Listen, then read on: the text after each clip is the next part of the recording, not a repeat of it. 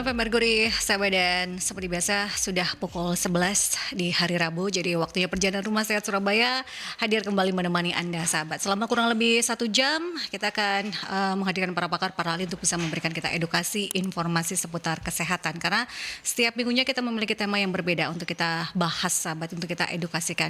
Dan perjalanan Rumah Sehat Surabaya ini merupakan hasil kerjasama dengan Ikatan Dokter Indonesia Cabang Kota Surabaya untuk bisa membangun lagi awareness masyarakat berkaitan dengan kesehatan, ya.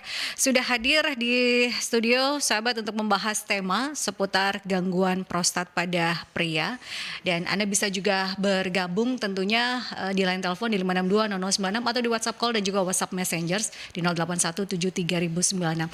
Anda juga bisa mendengarkan perjalanan Rumah Sehat Surabaya ini melalui aplikasi On Ears. Jadi Anda bisa download di WhatsApp, di Play Store maupun juga di aplikasi yang ada, dan juga perjalanan Rumah Sehat juga bisa Anda dengarkan melalui websitenya Mercury di www.mercuryfm.id.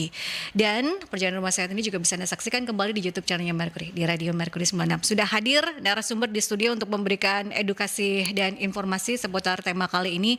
Ada Dr. Lukman Hakim, beliau merupakan spesialis urologi, konsultan onkologi, magister administrasi rumah sakit PhD. Apa kabar, Dok? Alhamdulillah baik, terima kasih Mbak Yanti. Ini merupakan tema yang baru, Dok, kita bahas di Rumah Sehat Surabaya. Jadi kita ingin mengajak masyarakat untuk bisa aware lagi berkaitan dengan tema kali ini, ya, sahabat. Jadi sekali lagi Anda bisa bergabung bertanya bersama dengan Dr. Lukman Hakim berkaitan dengan tema seputar gangguan prostat pada pria, ya, di 5620096 atau di WhatsApp call dan juga WhatsApp Messenger di 81730096.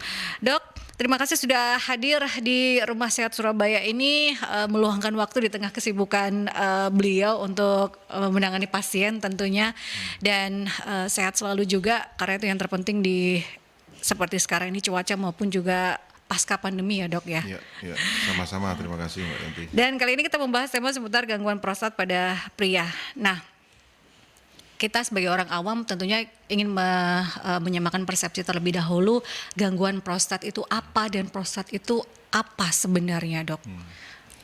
Ya, terima kasih Mbak Yanti. Jadi sebelum kita membahas gangguan-gangguannya pada prostat dan juga bagaimana hidup sehat dengan prostat, mungkin perlu saya awali dengan menjelaskan apa itu sebetulnya prostat, ya.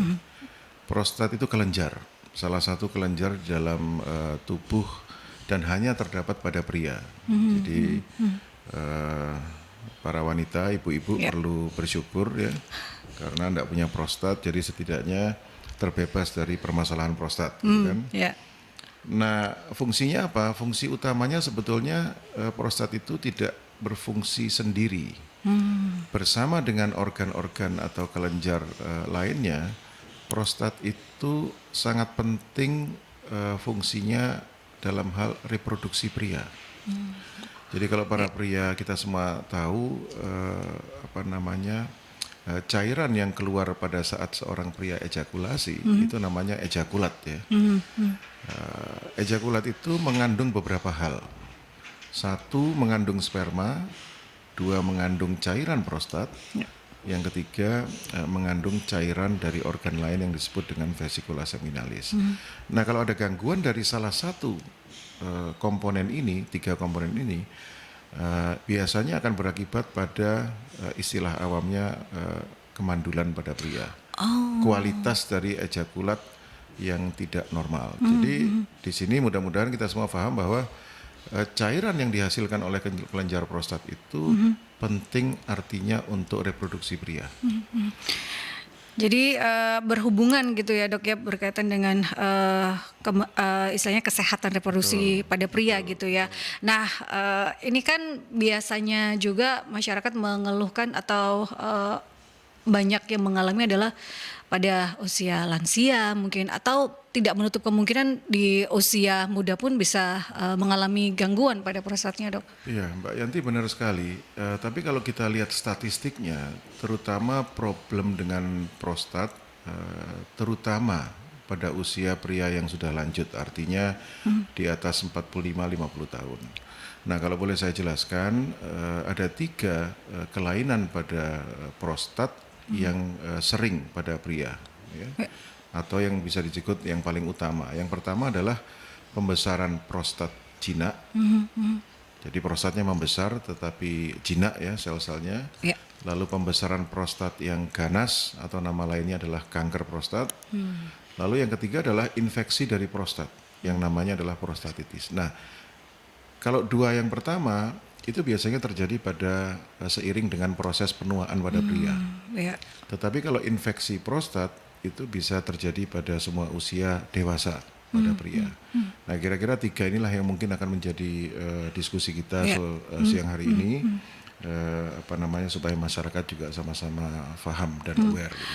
Dok, kalau tadi kan istilahnya 3 macam gangguan ya yang banyak dialami, terutama kalau untuk degeneratif, usia degeneratif itu adalah pembesaran prostat atau yang bisa dikatakan jinak, kemudian yang ganasnya pembesaran prostat yang menuju ke kanker dan juga infeksi prostat. Untuk gejala-gejalanya sendiri dari ketiga istilahnya yang banyak diderita atau gangguan tersebut, gejala yang khas ada nggak sih dok kalau bicara tentang hal tersebut? Ya, ini penting sekali supaya masyarakat juga tahu. Kita bahas dulu yang pembesaran prostat jinak maupun yang kanker. Ya. Gejalanya sangat mirip Mbak Yanti. Ya, jadi seiring dengan peningkatan usia, pria itu mulai lebih sering frekuensi kencingnya. Pria dewasa itu kalau tidak memiliki kelainan apa-apa yang lain, normalnya itu kencingnya tiap 4-5 jam sekali. Pada pembesaran prostat, jarak atau interval itu menjadi lebih pendek. 3 jam sekali, 2 jam sekali, bahkan sampai setengah jam sekali. Itu yang pertama. Lalu yang kedua, merasa kalau kencing itu tidak tuntas. Masih ada terasa sisa tetapi tidak bisa keluar. Lalu yang ketiga, biasanya di akhir kencing, alirannya itu agak tersendat-sendat. Dan lalu keempat yang paling sering dikeluhkan oleh masyarakat yang mengalami pembesaran prostat itu frekuensi bangun tidur untuk kencing di malam hari itu menjadi lebih sering. Normalnya tidak bangun sama sekali atau maksimal 1 kali, menjadi harus bangun 3, 4, 5 kali atau lebih gitu ya. Dan ini sangat mengganggu kesempurnaan proses tidur kita di malam hari. Nah, itu adalah 4 gejala yang paling sering. Kadang-kadang malah juga diikuti dengan keluhan seperti kencing darah. Nah, mungkin 5 keluhan atau tanda-tanda ini yang masyarakat perlu tahu. Nah, problemnya adalah di lapangan masyarakat kita agak bias antara menilai proses atau proses kencing yang normal atau tidak. Saya banyak berdiskusi dengan pasien yang pria tua yang menganggap bahwa kalau ditanya, Pak, kencingnya bagaimana? Apakah lancar? Oh, lancar dok. Saya banyak kencingnya. Tiap setengah jam saya kencing. Nah, justru kalau kencing setengah jam sekali itu tidak normal. Yang normal ya, itu adalah 4-5 jam sekali. Dengan asumsi minumnya adalah 2-2,5 liter per hari. Nah, ini masyarakat perlu tahu. Itu kira-kira Mbak. Jadi ini yang harus juga dipahami bahwa ini untuk semua usia kah atau untuk usia lansia dok, harus mengetahui bahwa frekuensi kencing yang normal itu seperti apa? Hanya semua usia adalah 4-5 jam sekali atau untuk usia lansia dok, supaya masyarakat paham jadi tidak salah persepsi seperti pasien dokter tersebut. Jadi pada dasarnya itu berlaku untuk semua pria dewasa. Ya, dewasa itu kan biasanya lebih dari 18 atau 20 tahun. Selama pria dewasa itu minum dengan jumlah yang wajar, biasanya standar kita adalah 2-2,5 liter per hari. Maka kencing yang normal itu kalau tidak ada kelainan itu seharusnya 4-5 jam sekali. Dan kalau malam hari tidak bangun sama sekali untuk kencing, atau kalau toh bangun maksimal 1 kali. Nah, jadi kalau ada pria terutama yang tua lalu malam harus bangun 3-4 kali, nah itu sebaiknya konsultasi ke ahli urologi. Ada banyak kemungkinan, bukan hanya karena pembesaran prostat, bisa saja seperti diabetes gitu ya, juga sering kencing kan. Nah, tetapi artinya itu merupakan pertanda bagi pria untuk memeriksakan dirinya ke dokter. Karena kalau sudah istilahnya terlalu sering, kemudian ada beberapa gejala tadi itu mungkin bukan hanya proses, tapi ada beberapa hal lainnya yang berhubungan juga dengan kesuburan atau kesehatan reproduksi dari pria tersebut ya dok ya, karena berhubungan ke situ sahabat. Jadi mulai aware, apakah saya kencingnya terutama untuk pria dewasa sudah 4 atau 5 jam sekali, atau saya lebih sering nih sudah mulai 1 hingga 2 jam sekali. Nah ini sudah mulai harus aware ya dok ya. Dan kalau kita bicara penyebab atau faktor resiko dari gangguan prostat, baik itu yang jinak, yang ganas ataupun juga yang infeksi, adakah istilahnya penyebab utamanya atau faktor resiko seperti mungkinkah ada faktor keturunan atau seperti apa dok? Baik, ini pertanyaan yang penting sekali yang juga masyarakat perlu tahu. Ini terutama berkaitan dengan pembesaran prostat yang jinak maupun yang ganas. Ya. Masing-masing dari kondisi itu memiliki faktor resiko yang berbeda. Tetapi ada satu kesamaannya Mbak Yanti. Ya. Baik yang prostatnya membesar jinak atau prostatnya membesar kanker atau ganas, itu sama-sama memiliki faktor resiko yang disebut dengan penuaan. Nah. Jadi semua pria yang bisa mengalami penuaan, tidak ada kan yang tidak bisa. Iya. Seiring dengan peningkatan usia, maka pria tersebut memiliki kemungkinan yang semakin besar secara pelan-pelan untuk menderita pembesaran prostat jinak maupun kanker. Nah, kalau begitu, siapa dok yang beresiko? Semua pria beresiko. Karena tidak ada pria yang tidak menjadi tua. Ya. Oleh karena itu, ini penting mumpung kita membahas masalah resiko dari pembesaran prostat jinak maupun ganas. Oleh karena itu, konsensus atau panduan di dunia yang juga sering kita dengungkan ke masyarakat adalah semua pria di atas usia 50 tahun dianjurkan untuk memeriksakan prostat specific antigen atau PSA. PSA itu adalah pemeriksaan darah yang merupakan petanda untuk kanker prostat. Ya. Pria dianjurkan untuk memeriksakan PSA secara rutin 1 atau 2 tahun sekali dimulai usia 50 tahun. Kalau memiliki keturunan kanker prostat, maka pria dianjurkan untuk memeriksakan teratur PSA lebih dini pada usia setelah 45 tahun. Nah ini penting sekali. Ya. Karena masih banyak masyarakat yang belum paham ini. Mirip seperti deteksi dini kanker mulut rahim pada wanita, di mana wanita dianjurkan untuk pap smear secara rutin. Kurang lebih mirip seperti itu. Tetapi kalau pada pria dianjurkan untuk pemeriksaan darah yang disebut dengan PSA. Jadi faktor resiko itu ada kesamaan. Yang lain ada beberapa lagi faktor resiko untuk kanker prostat adalah diet yang mengandung tinggi kalsium. Beberapa penelitian menyebutkan orang yang terlalu sering, sebagai pembandingnya adalah negara-negara barat ya, yang makanan pokoknya itu adalah daging, itu memiliki resiko yang lebih tinggi untuk mendapatkan kanker prostat daripada orang yang atau pria yang makan daging jarang-jarang. Oleh karena itu di Eropa, di Amerika, di negara barat, angka kejadian kanker prostat itu jauh lebih tinggi dibanding di Asia.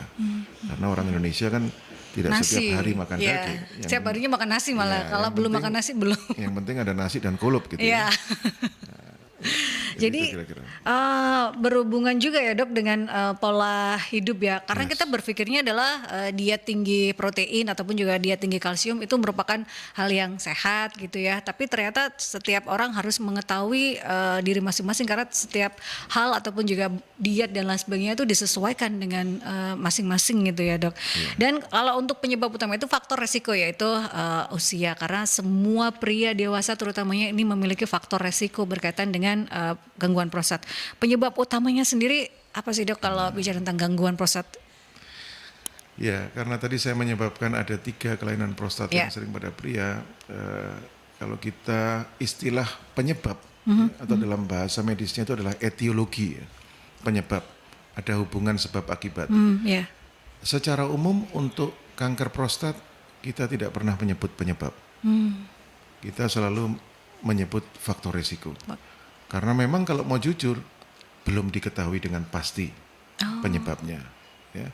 Oleh karena itu kanker secara umum kita lebih sering menggunakan istilah faktor risiko. Yang kedua, penyebab dari kanker secara umum itu biasanya tidak hanya satu hal. satu aspek atau satu faktor, tapi multifaktorial.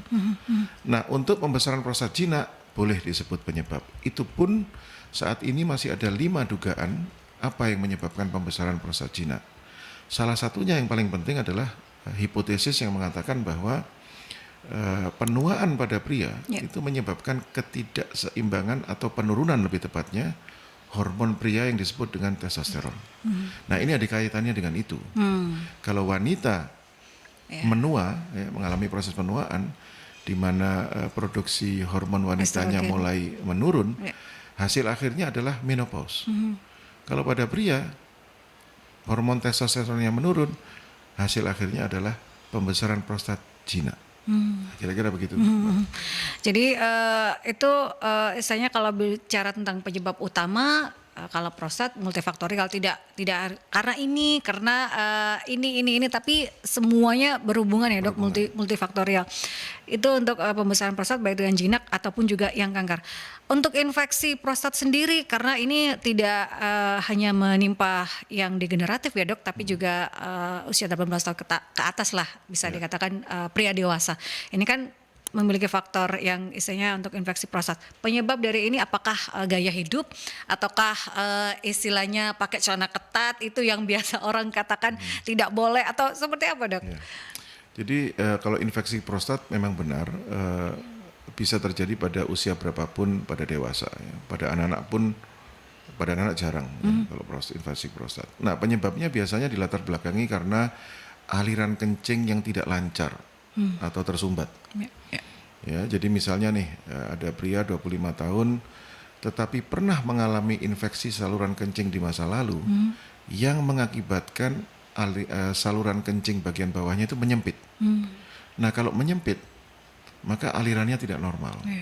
Aliran yang tidak lancar dan tidak normal itu bisa menjadi salah satu penyebab infeksi pada prostat. Solusinya ya lancarkan saluran kencingnya. Dengan demikian infeksi prostat tidak akan terjadi berulang. Kalau infeksi prostat itu lebih disebabkan karena kuman. Virus mungkin ada tetapi sangat jarang, lebih banyak karena bakteri atau kuman. Dan itu biasanya disebabkan karena aliran kencing yang tidak lancar. Nah, ini juga istilahnya harus juga aware selain tadi pemeriksaan PSA, kalau untuk yang kan ini berulang ya dok, seperti kalau perempuan adalah infeksi saluran kencing gitu ya, ISK gitu ya. Ini juga bisa berulang. Jadi deteksi dininya seperti apa kalau untuk yang infeksi prostat ini? Oke, mungkin perlu saya luruskan Mbak Yanti, istilah deteksi dini itu biasanya digunakan untuk kanker. Nah, saya jawab dulu deteksi dini untuk kanker prostat ya, karena topik kita prostat hari ini. Nah, kalau pada wanita tadi saya singgung dianjurkan di atas usia tertentu untuk secara rutin pap smear. Saya ulangi sekali lagi, kalau pada pria deteksi dininya itu adalah memeriksakan PSA darah, PSA total lengkapnya ya. Di atas usia 50 tahun, 1 atau 2 tahun sekali. Nah, ini penting sekali. Ya, karena kalau kita lihat angka realnya di Indonesia, itu angka kejadian kanker prostat yang baru diketahui oleh pasien dan dikonfirmasi oleh dokter, itu biasanya sudah stadium lanjut. Nah, kenapa? Karena kebiasaan untuk pemeriksaan PSA secara rutin dimulai dari usia 50 tahun itu tidak dilaksanakan.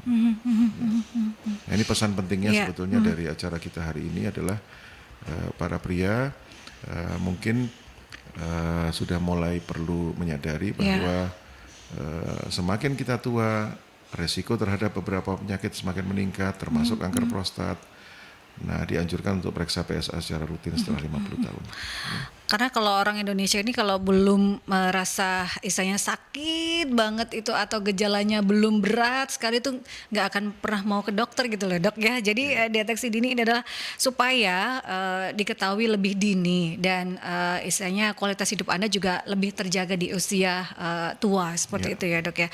Kita akan masih bersama dengan Dr. Luman Hakim, spesialis urologi konsultan onkologi, Magister Administrasi Rumah Sakit PhD di Perjalanan Rumah Rumah Sehat Surabaya dengan tema seputar gangguan prostat pada pria. Anda bisa bergabung di 562-0096 atau di WhatsApp call dan juga WhatsApp Messengers di 08173096. Sudah ada 2 pertanyaan yang masuk, nanti akan saya bacakan ya. Jadi tetap stay tune di 96 FM Mercury, kita ke jeda iklan terlebih dahulu. 96 FM Mercury, sahabat masih di perjalanan Rumah Sehat Surabaya dengan tema seputar gangguan prostat pada pria bersama dengan Dr. Lukman Hakim, spesialis urologi konsultan onkologi, magister administrasi rumah sakit PhD ya, yang secara off air tadi menarik juga ya kalau bicara terkait dengan gangguan prostat yang sebenarnya sama dengan perempuan ya.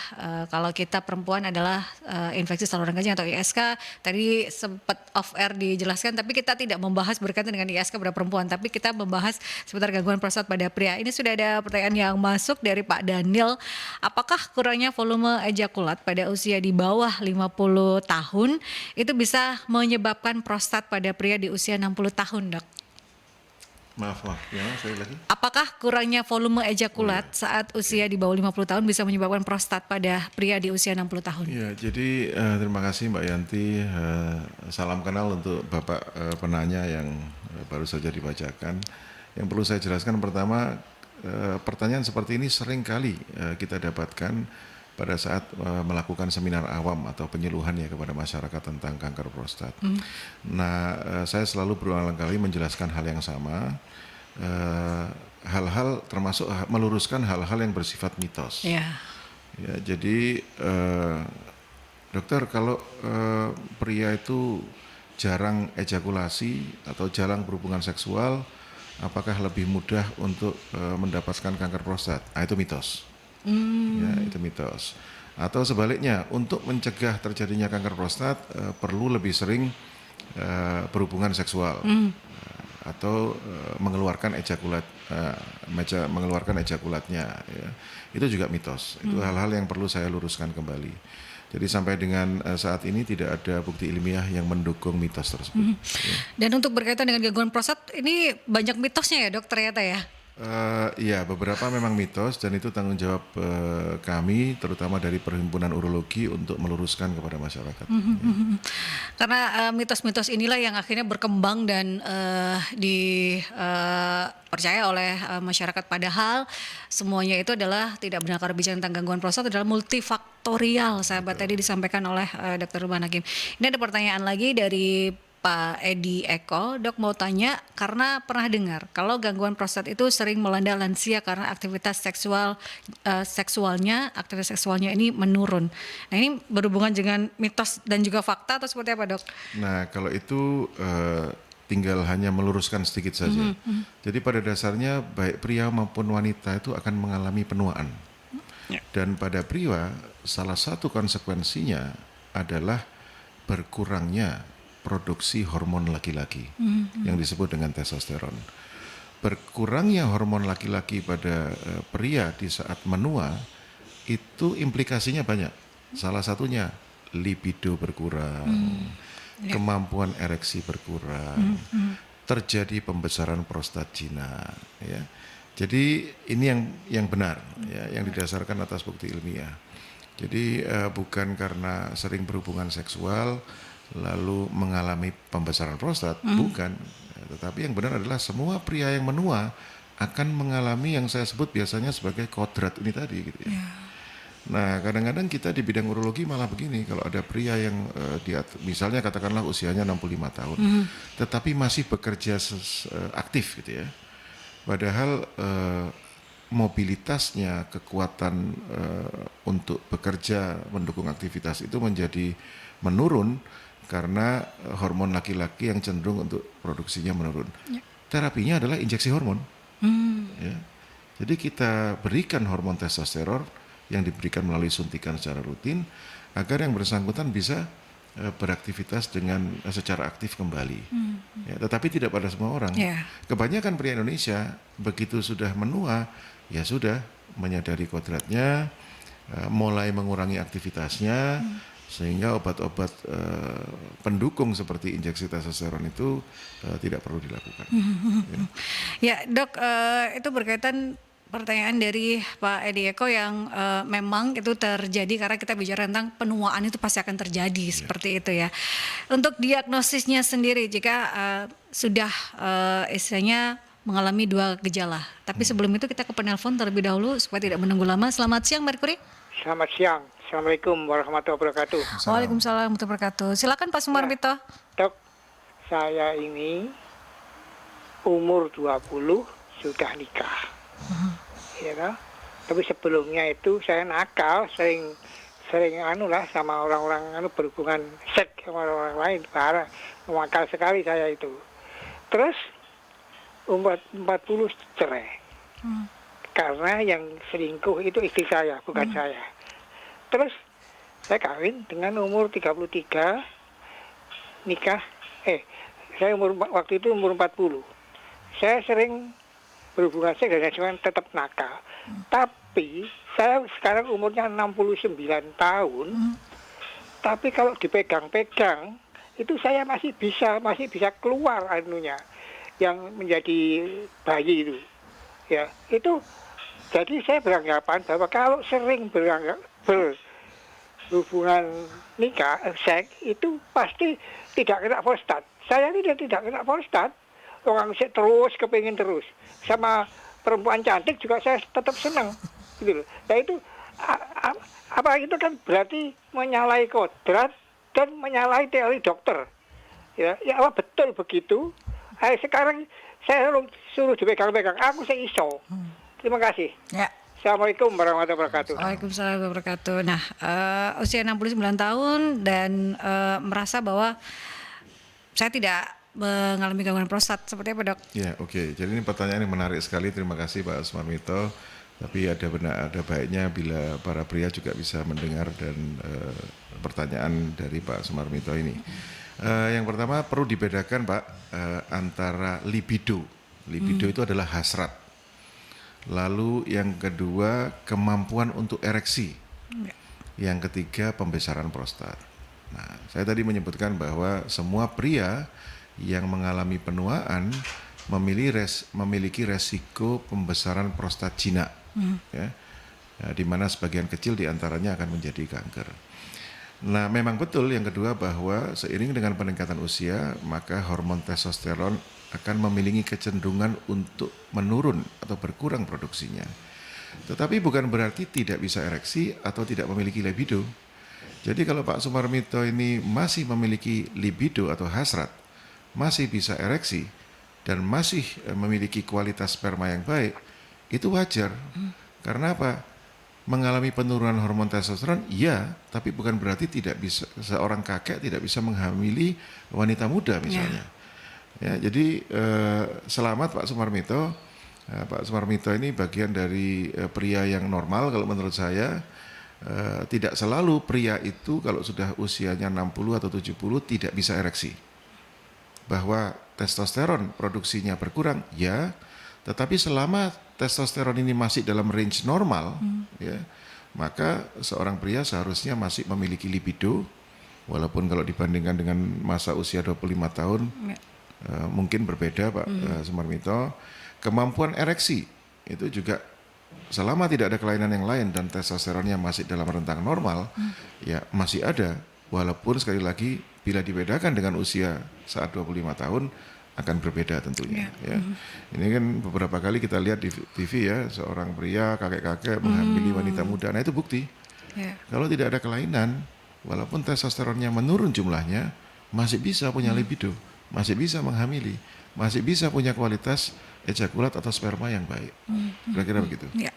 Ini ada pertanyaan lagi dok dari Pak Hendra. Betulkah perokok berpeluang menderita prostat? Selain merokok, kebiasaan apa lagi ya dok yang bisa mengundang prostat?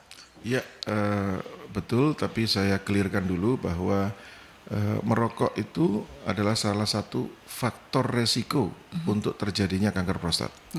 Bukan hanya kanker prostat, ya. Yang lain banyak kanker ya dok. Kanker daerah mulut, kanker tenggorokan, nasofaring, ginjal, paru, kandung kencing dan termasuk prostat.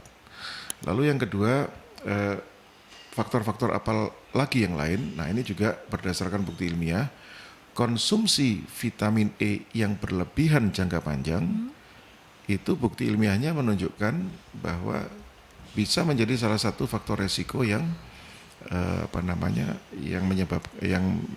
faktor resiko untuk terjadinya kanker prostat. Nah, kalau kita tarik kesimpulan, bagaimana dok kalau gitu pola hidup sehat yang dianjurkan? Yang pertama tentunya makanan, karena tadi saya sebutkan salah satu faktor resiko adalah diet tinggi kalsium yang banyak pada daging. Kalau kita tanya dokter, maka seharusnya jawaban yang mungkin normatif dan perlu diketahui masyarakat awam itu adalah makanan yang sehat adalah makanan yang seimbang nutrisinya atau nutriennya, bahan-bahan yang terkandung di dalam makanan tersebut. Ada karbohidrat, ada protein, ada lemak, ya, ada vitamin, ya, ada sayur-sayuran dan buah-buahan. Nah, diet dengan pola hidup sehat dengan diet makanan yang seimbang nutriennya inilah yang menjadi salah satu solusi untuk hidup sehat. Sebetulnya bukan hanya pada pria, pada semua orang, ya. Lalu yang kedua, hindari untuk mengkonsumsi makanan yang mengandung kalsium berlebihan. Kalau orang Indonesia saya yakin tidak lah. Kita tidak seperti di barat. Yang ketiga, hindari suplemen-suplemen yang tidak perlu.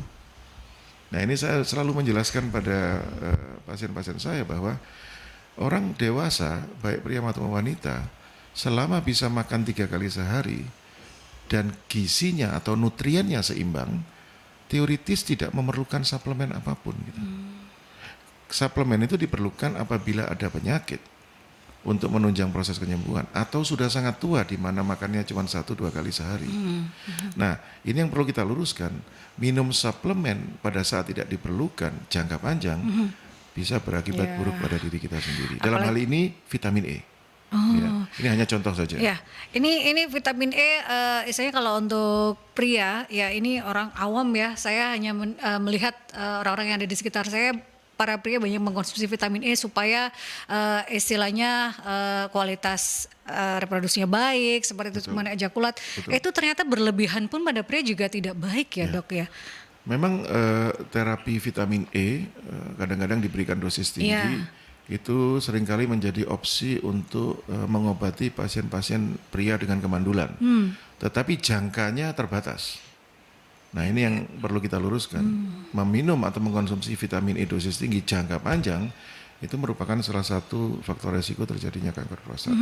Yang keempat adalah hidup sehat tentunya. Mohon maaf Bapak yang terakhir tadi tanya, pola hidup dengan satu pasangan itu pasti lebih baik. Karena bergonta-ganti pasangan itu menyebabkan beberapa penyakit yang bisa berhubungan dengan kanker. Dan yang terakhir jangan lupa faktor genetik. Ada hal-hal yang kita para pria tidak bisa hindari. Saya misalnya, kalau ayah saya menderita kanker prostat, maka saya sebagai anak kandungnya memiliki resiko setidaknya 25% untuk mendapatkan kanker prostat di kemudian hari. Kalau saya punya anak kandung laki-laki dan ayah saya kena kanker prostat, saya kena kanker prostat, maka anak kandung laki-laki saya itu memiliki resiko 60% untuk mendapatkan kanker prostat di kemudian hari. Pada mereka inilah sangat perlu untuk melakukan pemeriksaan PSA sejak usia 45 tahun. Jadi lebih dini dari yang tadi 50 tahun. Ya. Nah, ini menjawab juga pertanyaan dari Bu Erni, dok, yang menanyakan apakah prostat bisa disebut sebagai penyakit keturunan. Ya, itu sudah terjawab bahwa 60% ya kalau ada keluarga, ayah ataupun juga kakek yang mengalami gangguan prostat itu bisa berkemungkinan 60%. Jadi kalau sudah ada tanda-tanda seperti itu ya, terutama untuk sahabat-sahabat Merkuri yang sudah berusia 40 tahun ke atas itu sudah mulai harus aware dengan melakukan pemeriksaan ya seperti itu. Mungkin saya luruskan sedikit Mbak Yanti. Apakah penyakit prostat itu ada hubungannya dengan keturunan? Nah, ada, karena merupakan satu faktor resiko genetik tadi pada kanker prostat. Tetapi kalau pada pembesaran prostat jinak, kita tidak berbicara genetik, kita berbicara penuaan. Penuaan yang merupakan faktor resiko pembesaran prostat jinak. Dok, untuk diagnosisnya seperti apa jika sahabat-sahabat Merkuri ini sudah mengalami 2 gejala tadi seperti sering kencing, kemudian kencing yang tidak tuntas atau tersendat? Kalau perempuan biasanya bilangnya adalah anyang-anyangan Iya. atau kalau sudah mengalami 2 atau 3 gejala tersebut apa yang harus dilakukan, Dok? Ya, bagus sekali. Jadi misalnya kita meningkatkan awareness dari masyarakat ya. Bila bapak-bapak ini ada keluhan seperti yang kita sebutkan tadi, maka ada baiknya untuk konsultasi pada dokter ya, terutama spesialis urologi. Nah, nanti di situ akan dilakukan wawancara yang mendalam ya. Pertanyaannya akan dibuat sangat detail. Lalu dilakukan pemeriksaan fisik, salah satunya dengan colok dubur gitu ya. Colok dubur itu adalah memasukkan jarinya dokter ke dalam dubur untuk meraba prostatnya, apakah membesar atau tidak, apakah ada tanda-tanda kanker prostat atau tidak. Lalu akan ada pemeriksaan-pemeriksaan darah seperti PSA, bisa USG dan lain sebagainya. Ya, tapi minimal itulah yang akan dilakukan oleh seorang dokter untuk memastikan ada tidaknya kelainan pada prostat. Jadi sudah harus mulai memeriksakan diri ya kalau sudah mengalami 2 atau 3 gejala yang tadi ya sahabat, seperti sering kencing dengan intensitasnya adalah misal 1 sampai 2 jam karena normalnya adalah 4 hingga 5 jam sekali kencing itu dilakukan oleh para pria, tapi kalau sudah kurang dari tersebut seperti 1 atau 2 jam itu kok lebih sering lagi, kemudian tidak tuntas dan tersendat-sendat, harus sudah mulai memeriksakan diri ya sahabat. Dan untuk perkembangan teknologinya seperti apa, karena kita bicara tata laksana dengan perkembangan seperti sekarang ini, faktor kesembuhannya juga seperti apa berkaitan dengan gangguan prostat. Tetap stay tune sahabat, karena kita akan membahas hal tersebut setelah jeda iklan berikut ini ya. 96 FM Merkuri, sahabat masih di perjalanan Rumah Sehat Surabaya dengan tema seputar gangguan prostat pada pria bersama dengan Dr. Lukman Hakim, spesialis urologi konsultan, onkologi, magister administrasi rumah sakit PhD. Ini ada pertanyaan terakhir dari Mas Herman. Dok, apakah gangguan prostat itu bisa menyebabkan laki-laki menjadi mandul? Ya, nah, ini pertanyaan bagus yang sebetulnya di awal sudah saya singgung sedikit. Mandul atau tidak pada pria itu kaitannya dengan kualitas dari ejakulatnya. Nah, di dalam ejakulat itu ada sperma, ada cairan prostat, dan ada cairan vesikula seminalis. Ada 3. Kualitas yang baik itu ditunjukkan oleh baiknya 3 komponen ini.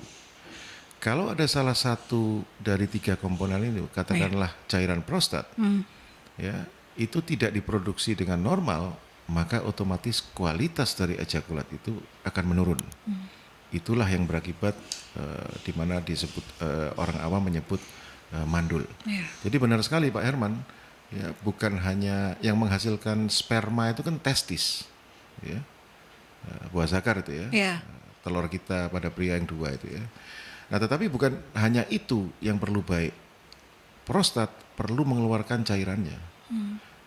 Organ yang namanya vesikula seminalis perlu mengeluarkan cairannya agar secara bersamaan disebut memiliki kualitas ejakulat yang baik.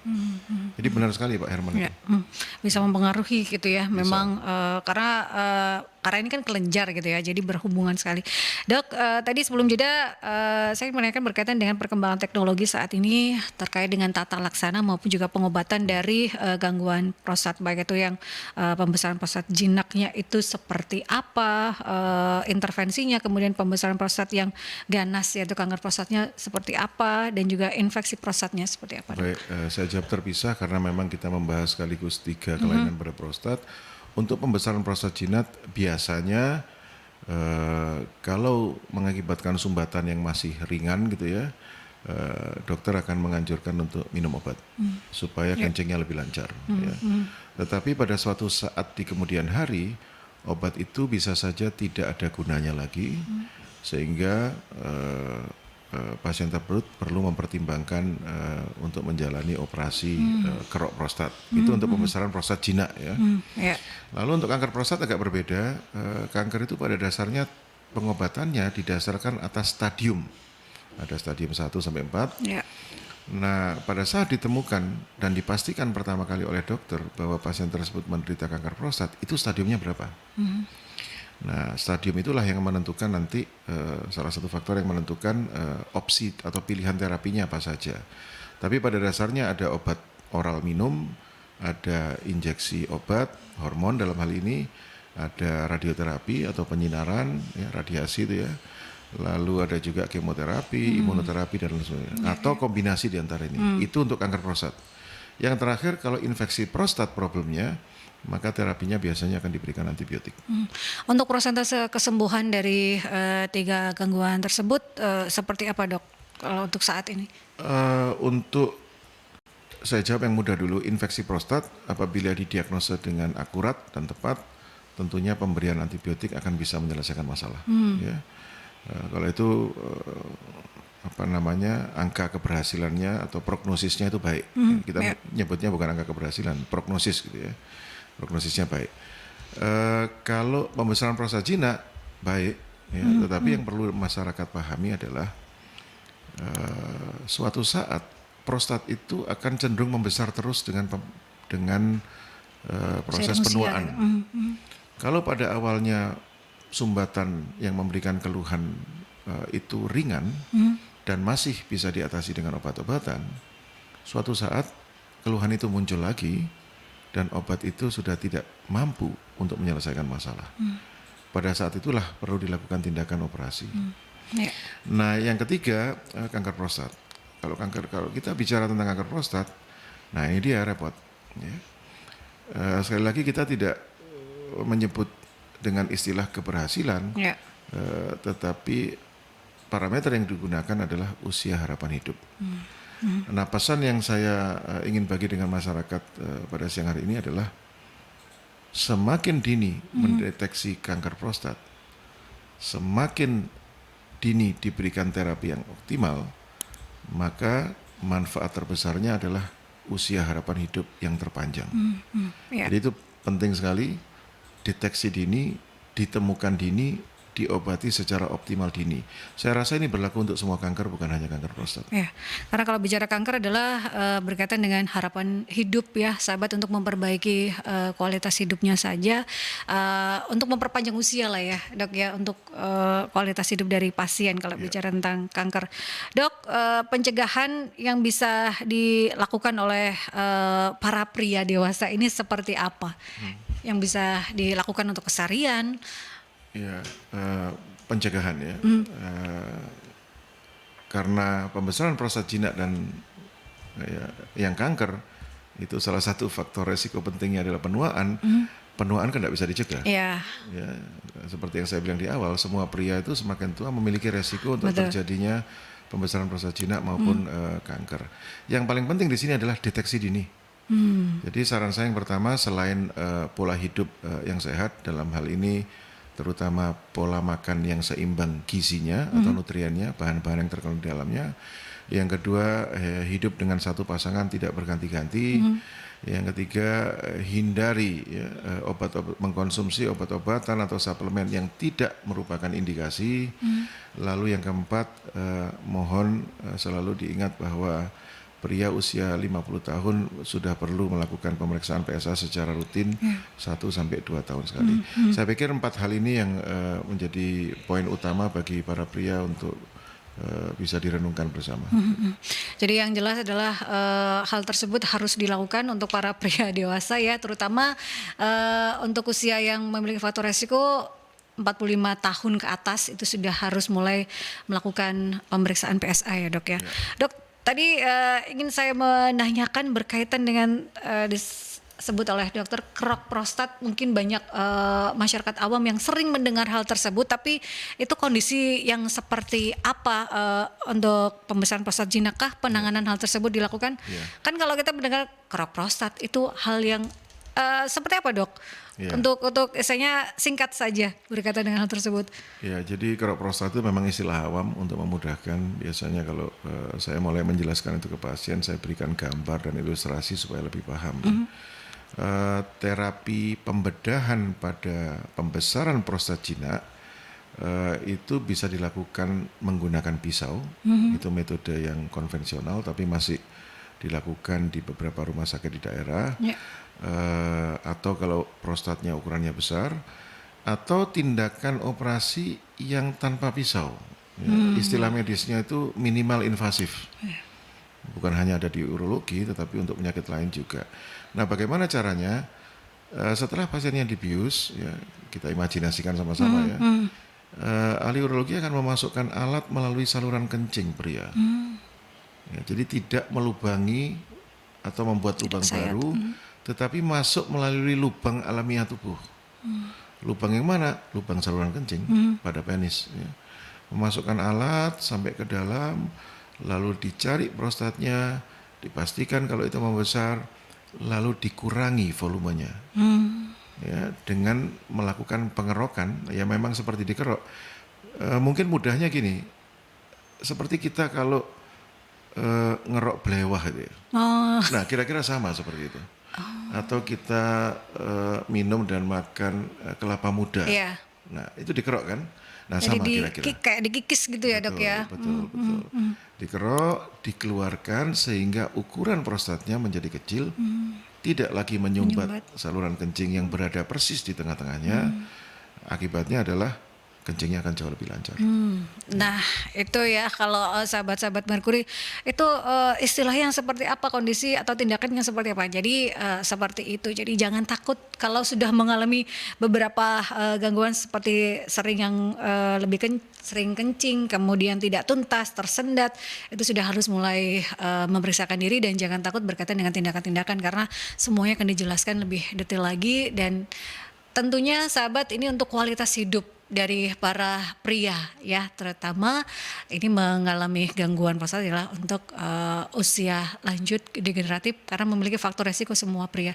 Jadi pemeriksaan dini terutamanya itu kalau bicara tentang gangguan prostat yang ganasnya ini kanker, karena banyak pasien dari Dr. Lukman Hakim yang datang sudah dalam kondisi yang stadium lanjut ya seperti itu. Jadi pemeriksaan dini dengan PSA terutama itu harus dilakukan sahabat. Terima kasih dok. Terakhir mungkin bisa menyampaikan tips dan juga pesan sehat berkaitan dengan gangguan prostat secara general supaya masyarakat lebih aware lagi dengan kesehatannya untuk pria-pria dewasa di luar sana dok. Ya, saya pikir tidak ada tips khusus, tapi mari kita terima sama-sama bahwa yang namanya manusia itu baik pria atau wanita akan mengalami penuaan ya. Kalau tidak pernah tua atau immortal itu biasanya vampire, ya. Dracula itu ya. Menakutkan dok. Umurnya bisa 400 tahun. Ya. Ya. Nah, konsekuensi dari penuaan ini ada beberapa konsekuensi berkaitan dengan penuaan. Tugas kita hanya satu, bila kita sebagai pria termasuk wanita tentunya, mulai ada keluhan-keluhan yang kita rasakan tidak normal, mulailah untuk berpikir datang konsultasi ke dokter. Yang kedua, sudah jelas untuk beberapa kasus penyakit baik pria maupun wanita dianjurkan untuk melakukan pemeriksaan di atas usia tertentu. Maka mohon itu dilaksanakan, terutama untuk deteksi ini. Yang ketiga, menerapkan pola hidup sehat. Ya. Bukan hanya makanan, tetapi juga istirahat. Ya, 6-7 jam tidur malam itu penting sekali.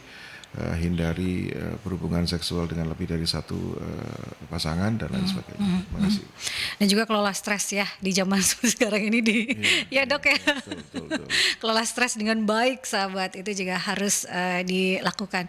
Terima kasih sekali lagi untuk Dr. Lukman Hakim, spesialis urologi, konsultan onkologi, Magister Administrasi Rumah Sakit PhD, sudah hadir di Rumah Sehat Surabaya memberikan edukasi dan informasi seputar tema gangguan prostat pada pria. Dan Anda bisa menyaksikan kembali sahabat perbincangan Rumah Sehat Surabaya di edisi 15 Maret 2023 ini di YouTube channelnya Merkuri, di Radio Merkuri 96. Karena perjalanan Rumah Sehat Surabaya ini hadir setiap hari Rabu dari pukul 11 hingga 12 siang dan merupakan hasil kerjasama dengan Ikatan Dokter Indonesia Cabang Kota Surabaya. Stay safe, stay healthy, be happy. Saya Andela Sari. Wassalamualaikum warahmatullahi wabarakatuh.